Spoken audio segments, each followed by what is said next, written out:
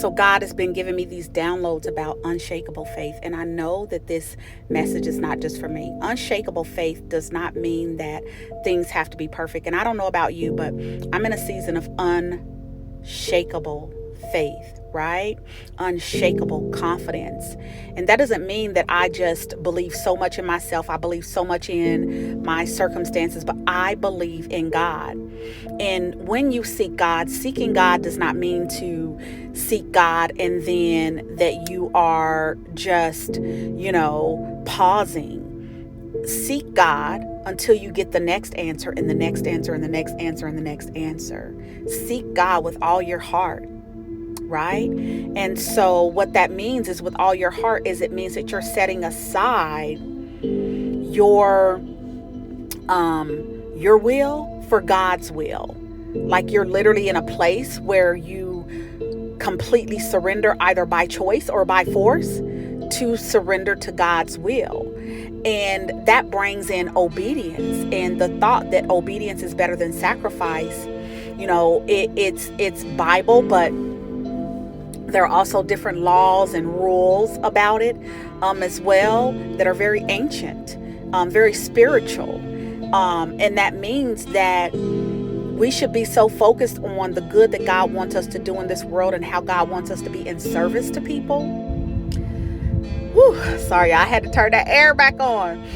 But how God wants us to be in service to people and not as concerned about the sacrifices that we're going to have to make, the inconveniences that we're going to have to make, the discomfort that we're going to have to go through. There are things that God is desiring for you to remove from your life. There are things that God is desiring from you to add to your life. There may be a different career path that God wants you to be on.